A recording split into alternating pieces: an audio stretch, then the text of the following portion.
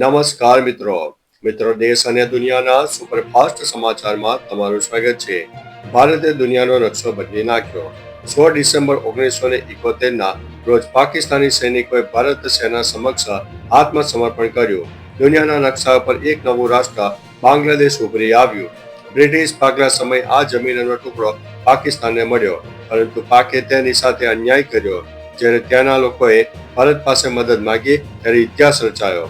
બીજા વિશ્વયુદ્ધ પછી આ એકમાત્ર યુદ્ધ હતું જે જીત્યું અને એક નવો દેશ બનાવવામાં આવ્યો હતો. અન્ય મહત્વના સમાચારની વાત કરીએ તો અમદાવાદમાં 150 કાચા મકાનો પર બુલડોઝર ફેરવવામાં આવ્યું છે. અમદાવાદના કુબેરનગર ITI રોડ સ્થિત કમલ તળાવમાં સવારથી AMC દ્વારા ડિમોલિશનની કાર્યવાહી શરૂ કરવામાં આવી. નોટિસ બાદ પણ ખાલી ન કરાતા એસ્ટેટ વિભાગે પોલીસ બંદોબસ્ત સાથે આશરે 150 જેટલા ગેરકાયદેસર દબાણો તોડી પાડ્યા. મકાનો તૂટતા સ્થાનિક લોકો, ખાસ કરીને મહિલાઓ અને બાળકો બેઘર થતા રખડી પડ્યા છે. અસરગ્રસ્તોને વૈકલ્પિક આવાસ વ્યવસ્થાની માંગણી પણ કરી છે. અન્ય મહત્વના સમાચારની વાત કરીએ તો તંદૂરી રોટલી દિલ્હીની હવાને પ્રદૂષિત કરી. દિલ્હીમાં હવાની ગુણવત્તા નબળી હોવાને કારણે સરકારે નોંધપાત્ર પગલાં લીધા છે. કોલસા અને લાકડાથી ચાલતા તમામ તંદૂર પર તાત્કાલિક અસરથી પ્રતિબંધ મુકાયો છે. કોલસો અને લાકડા બાળવાથી પર્યાવરણ પર અસર પડે છે.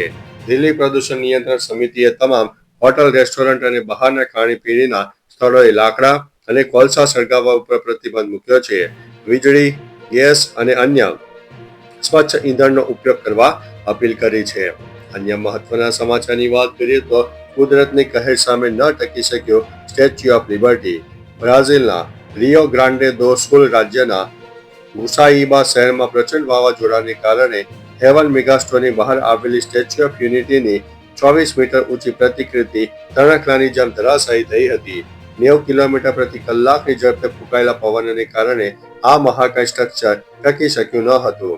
સદનસીબે દુર્ઘટના પહેલા જ પાર્કિંગ ખાલી કરાવી દેવાતા કોઈ જાનહાનિ થઈ નથી અને આ પ્રતિમાને 2020માં સ્થાપિત કરાઈ હતી. અન્ય મહત્વના સમાચારની વાત કરીએ તો મજલટામાં આતંકીઓ સાથેની સેનાની અથડામણ જોવા મળી છે.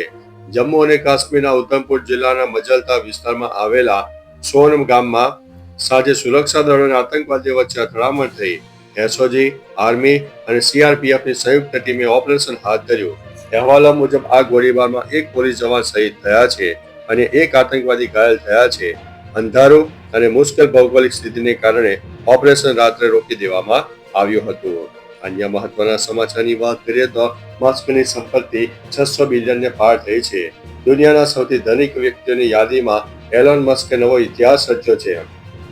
SpaceXના વેલ્યુએશનમાં જંગી ઉછાળો આવતા મસ્કની નેટવર્થ રેકોર્ડ બ્રેકર 677 બિલિયન ઉપર પહોંચી ગઈ છે.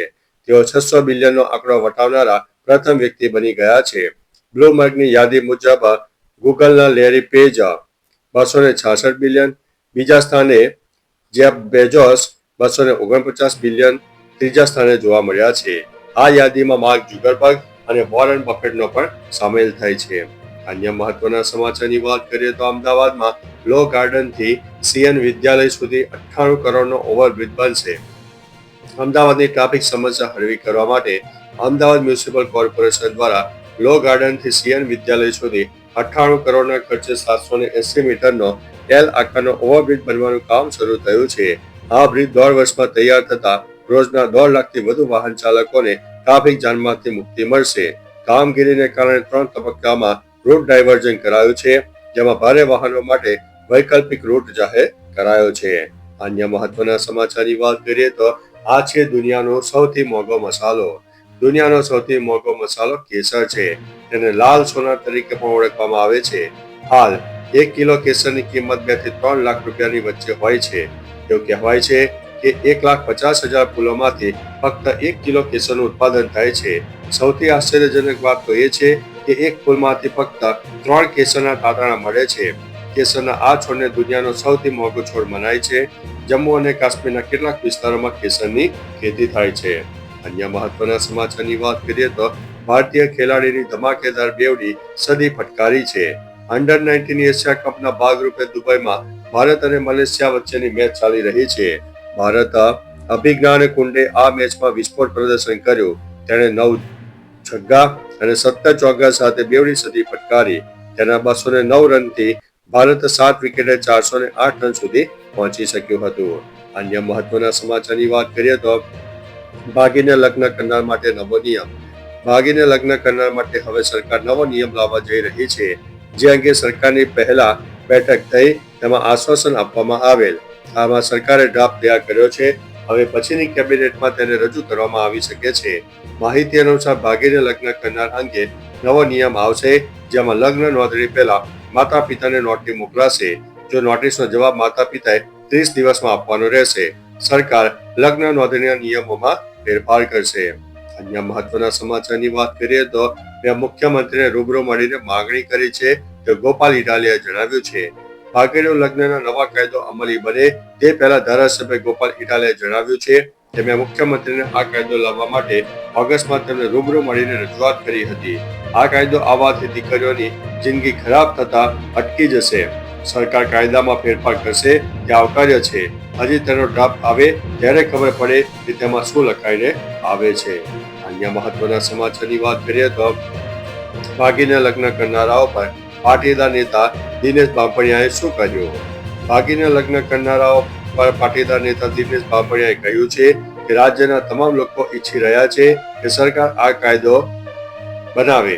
રાજ્યના તમામ સંગઠનો અને તમામ સમાજના આ સમસ્યાથી પીડિત છે. સરકારને અમે રેલી સ્વરૂપે અને આવેદન આપીને અમારી માંગણીઓ રજૂ કરેલી છે. સરકાર ભાગીને લગ્ન કરનારાઓને લઈને જલ્દી કાયદો બનાવે તેવી અપેક્ષા રાખવામાં આવે છે. તો ચાલો મિત્રો, ફરીથી દેશ અને દુનિયાના સુપરફાસ્ટ સમાચાર લઈને મળતા રહીશું. ત્યાં સુધી અમને રજા આપશો. નમસ્તે.